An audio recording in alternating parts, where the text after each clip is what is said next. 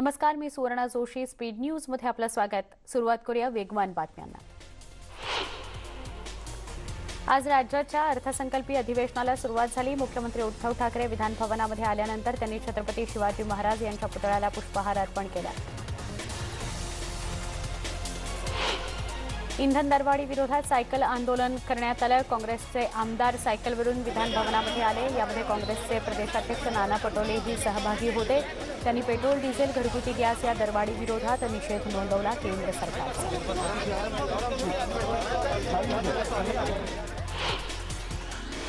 राज्याच्या अर्थसंकल्पीय अधिवेशनाच्या आधीच सत्ताधारी आणि विरोधक आक्रमक झाले होते. सभागृहाच्या बाहेर एकीकडे काँग्रेस आमदार केंद्रातील मोदी सरकार विरोधी घोषणा देत असताना दुसरीकडे भाजप नेते राज्य सरकार विरोधात घोषणा देत होते. विधान भवनामध्ये काँग्रेस आणि भाजप आमदार आमने सामने आले होते. विरोधकांची विधिमंडळ परिसरामध्ये घोषणाबाजी बघायला मिळाली.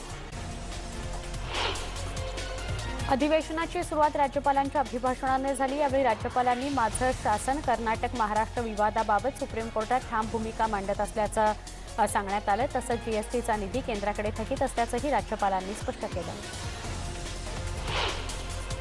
कोविड-19च्या उपाययोजना करण्यासाठी राज्य सरकारने जी कामगिरी केली ती कौतुकास्पद आहे. मोठ्या प्रमाणात जम्बो कोरोना रुग्ण उभारणारं महाराष्ट्र हे पहिलं राज्य आहे, असं राज्यपाल भगतसिंग कोश्यारी यांनी भाषणामध्ये सांगितलं. इतकंच नव्हे तर माझं कुटुंब माझी जबाबदारी आणि आता मी जबाबदार ही मोहीम सुरू करण्यात आली आहे, असंही ते म्हणाले.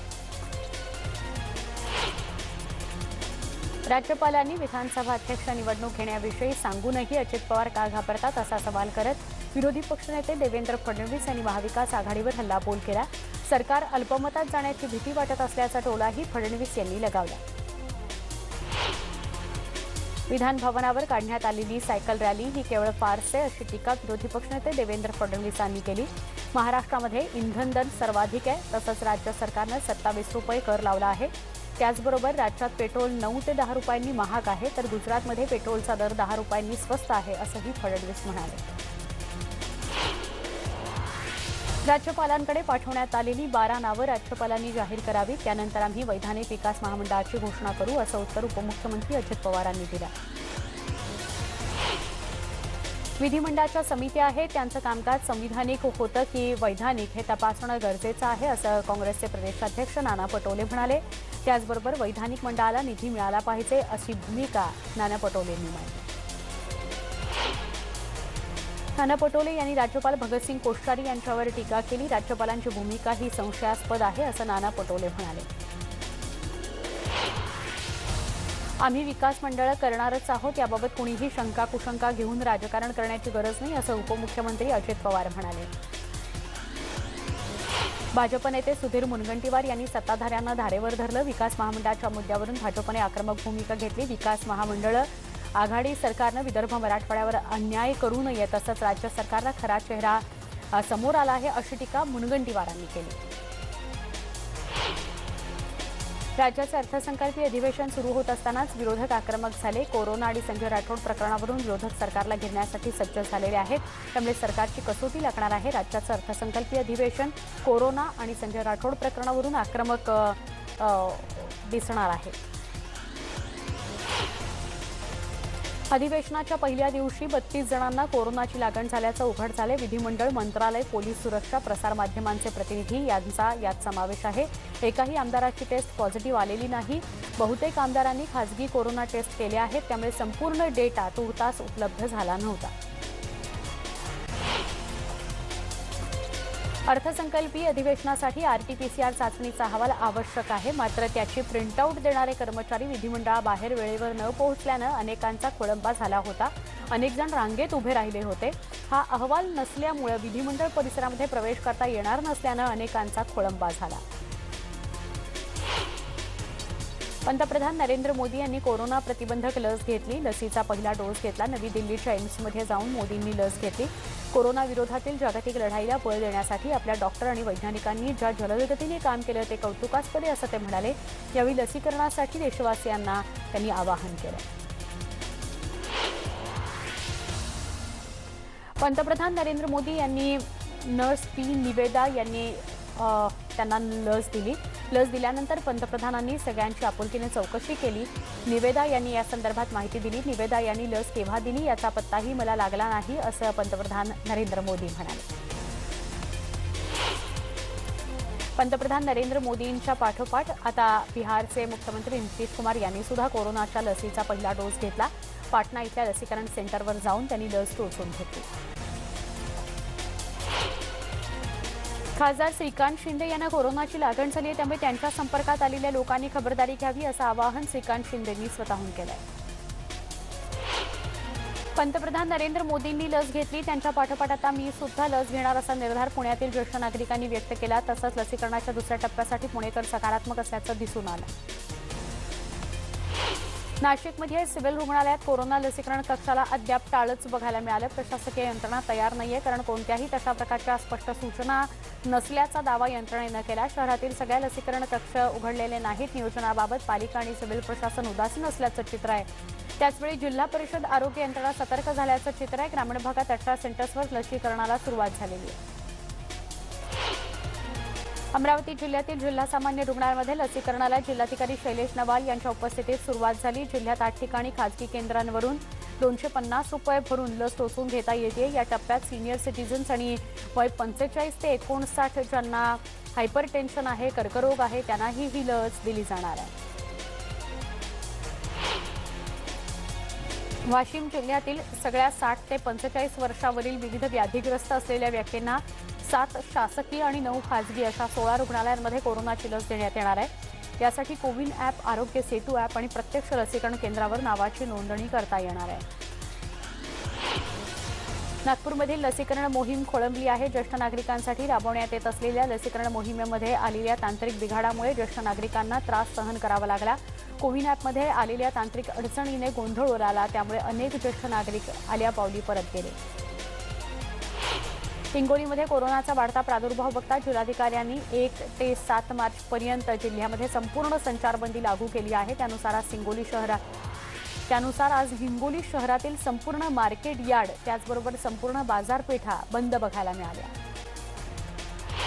कोरोनाच्या पार्श्वभूमीवर मुख्यमंत्री उद्धव ठाकरे यांनी केलेल्या आवाहनाला वरळी मतदारसंघातच केराची टोपली दाखवण्यात आली.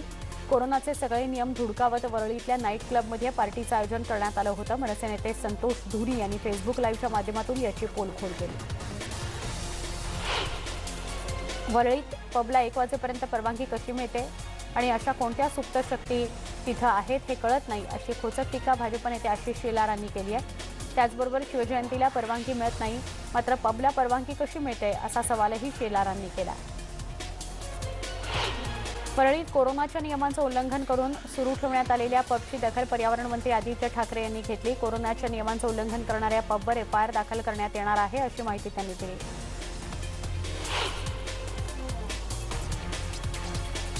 बातमी आहे मुंबईतूनच. मुख्य सचिव सीताराम कुंटे यांनी राष्ट्रवादी काँग्रेसचे अध्यक्ष शरद पवार यांची त्यांच्या निवासस्थानी जाऊन भेट घेतली. कुंटे यांनी मुख्य सचिव पदाचा कार्यभार कालच स्वीकारला. कोरोनाची सध्याची परिस्थिती काय यावर कुंटे यांच्याशी चर्चा झाल्याची माहिती शरद पवारांनी दिली.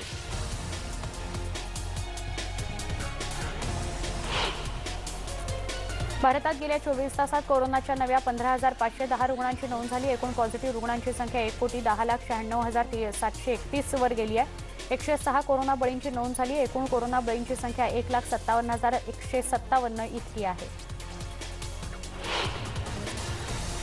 वाशिम जिल्ह्याच्या मालेगाव तालुक्यातील ब्राह्मणवाडा इथल्या अनधिकृत बांधकामाची चौकशी करून दोषींवर कारवाई करण्याची मागणी नागरिक वासुदेव घुगे यांनी जिल्हा परिषद मुख्य कार्यकारी अधिकाऱ्यांकडे केली. मात्र जिल्हा परिषद प्रशासनानं याकडे दुर्लक्ष केलं.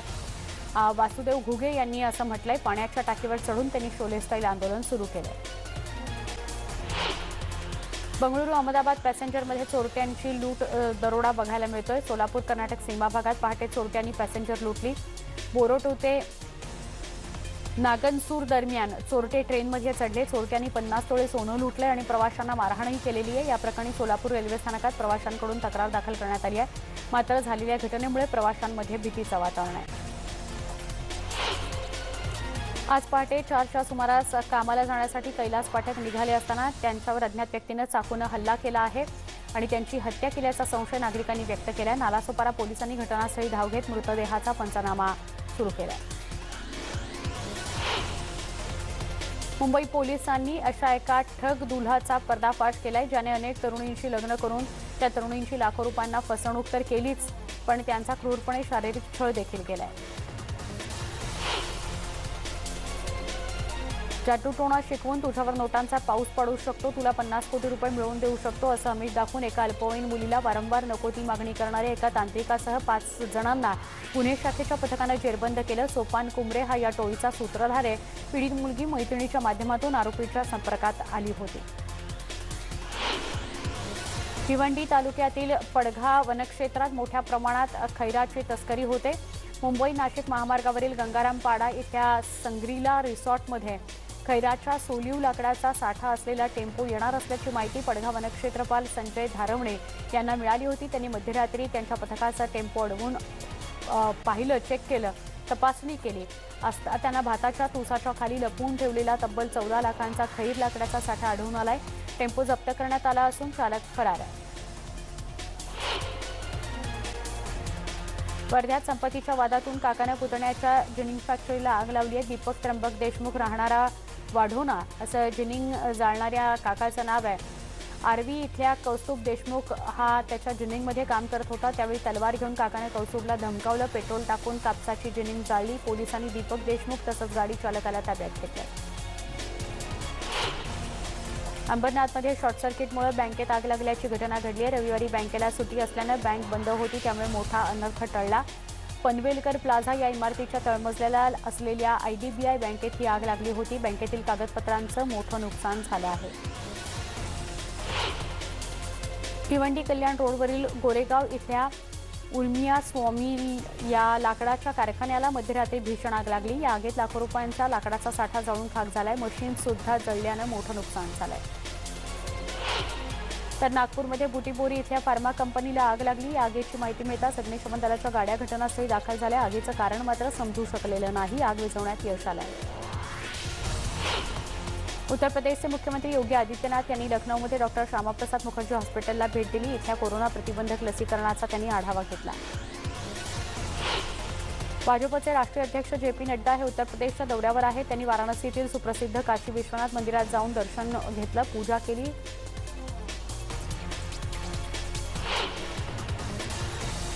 पश्चिम बंगालमधील विधानसभा निवडणुकीबाबत चर्चा करण्यासाठी राष्ट्रीय जनता दलाचे नेते तेजस्वी यादव यांनी पुढाकार घेतलाय. तेजस्वी यादव कोलकाता इथं जाणार आहेत. ते पश्चिम बंगालच्या मुख्यमंत्री आणि तृणमूल काँग्रेसचे प्रमुख ममता बॅनर्जी यांची भेट घेणार आहेत. त्यांच्याशी चर्चाही करणार आहेत. काँग्रेसचे नेते राहुल गांधी कन्याकुमारीला पोहोचले आहेत. कन्याकुमारीमध्ये त्यांनी रोड शो केला. त्या रोड शोला नागरिकांनी गर्दी केली होती. यावेळी राहुल गांधी यांनी नागरिकांशी संवाद साधला. काँग्रेसच्या महासचिव प्रियंका गांधी आज आसाम दौऱ्यावर आहेत. गुवाहाटी इथल्या कामाख्या मंदिरात त्यांनी दर्शन घेतलं.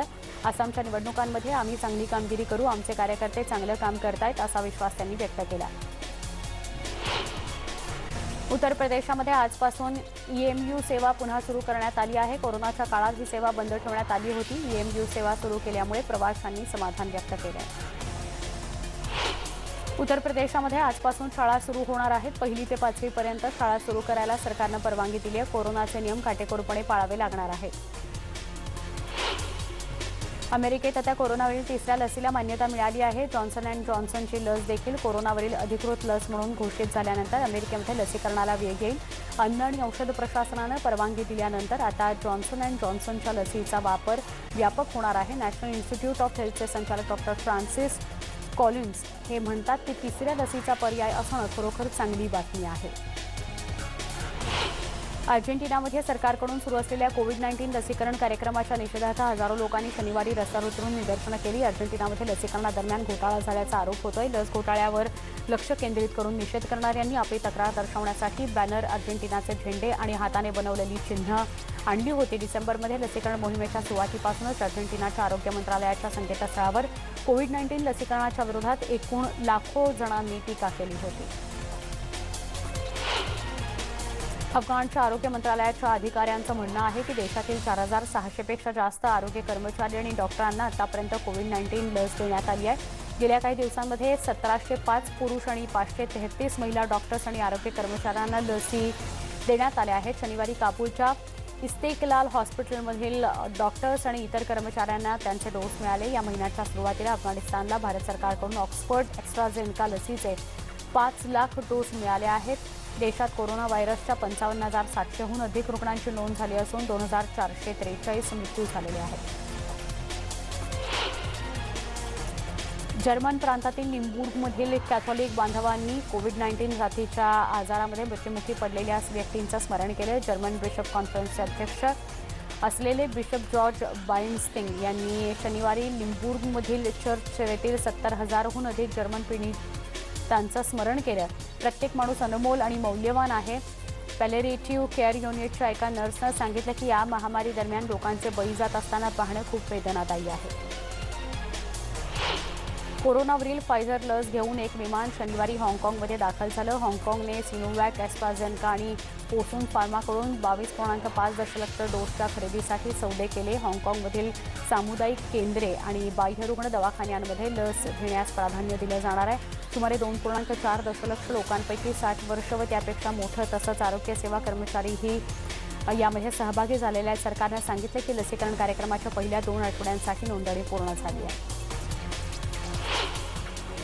पोर्तुगालमध्ये वाढत्या कोरोना रुग्णसंख्येत लॉकडाऊनमध्ये वाढ करण्यात आली आहे। सतत वाढणाऱ्या रुग्णांमुळे कुठलेही निर्बंध हटवण्यात आले नसल्याचं पंतप्रधान अँटोनियो कोस्टा यांनी म्हटलंय। मार्चमध्ये मध्यापर्यंत देशव्यापी लॉकडाऊन असणार आहे। पोर्तुगालमधील 49% रुग्ण हे इंग्लंडमध्ये वेगानं पसरलेल्या कोविड विषाणूमुळे सापडले आहेत। लसीकरणाला होत असलेल्या विलंबामुळे पहिल्या तिमाहीमध्ये लोकांना लस देण्याचं उद्दिष्ट पूर्ण होऊ शकणार नसल्याचं पंतप्रधान अँटोनियो कोस्टा यांनी सांगितलं। कोविड-19 लस घेतल्यानंतर होणारे फायदे आणि त्याचं महत्त्व पटवून देण्यासाठी काही ब्रिटिश जनतेसह ड्यूक आणि डचेस ऑफ केम्ब्रिज यांनीही व्हिडिओ कॉलमध्ये भाग घेतला आहे। या शाही जोडप्यानं प्रत्येकाला लस घेण्यासाठी प्रोत्साहन दिलं। लसीकरणासंदर्भात चुकीची माहिती वाचून गैरसमज करून घेणाऱ्या एका कुटुंबाशीही व्हिडिओ कॉलवर ते बोलले। ब्रिटिश जनतेला थेट लसी देण्याचं आवाहन ब्रिटनच्या राणीनं केलं आहे, जेणेकरून गैरसमज दूर होऊन जास्तीत जास्त लोक लस घेतील आणि कोरोनाला आळा घालण्यास मदत होईल। अमेरिकेनं संसदेत शनिवारी 1.9 ट्रिलियनचं मदत निधी विधेयक मंजूर केलं। देशातील नागरिकांना गेल्या काही महिन्यांपासून मोठा त्रास सहन करावा लागतोय, तसंच कोरोना काळात अर्थव्यवस्थेलाही मोठा फटका बसलेला आहे, अशी प्रतिक्रिया अमेरिकेचे राष्ट्राध्यक्ष जो बायडेन यांनी दिली।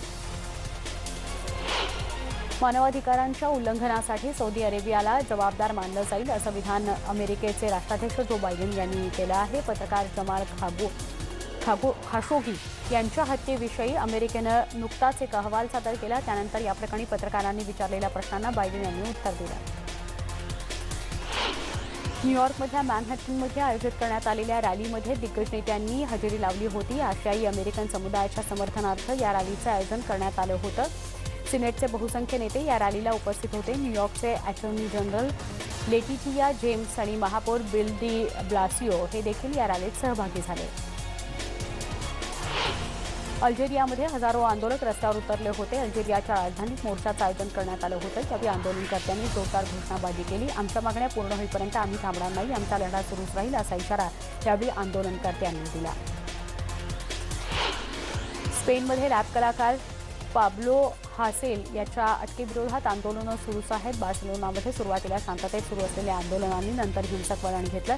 यावेळी बँका, एटीएम तसंच इतर कार्यालयांची तोडफोड करण्यात आली। पोलिसांनी 13 जणांना ताब्यात घेतलं आहे। यात पोलिसांचं वाहन जाळण्याचा प्रयत्न करण्याचा दोघांचा समावेश आहे। स्पेनच्या कॅटोलिनिया या प्रांतातही आंदोलनं झाली। इथूनच 6 फेब्रुवारीला पाब्लोला अटक करण्यात आली। नायजेरियामध्ये अपहरण करण्यात आलेल्या 38 विद्यार्थी आणि शिक्षकांची सुटका करण्यात आली आहे। कागारामध्ये एका कॉलेजमधून बंदूकधाऱ्यांनी त्यांचं 2 आठवड्यांपूर्वी अपहरण केलं होतं। मीना भागामध्ये त्यांना सोडण्यात आलं। यावेळी राज्यपाल अबुबकर सानी बेलो यांनी आणि इतर अधिकाऱ्यांनी ते तिथे उपस्थित होते। सुटका करण्यात आलेल्या सगळ्यांच्या प्रकृतीची तपासणी करण्यात आली। नायजेरियातल्या झाम्फारा राज्यातल्या बोर्डिंग स्कूलमधून शुक्रवारी 317 विद्यार्थ्यांचं अपहरण करण्यात आलं होतं।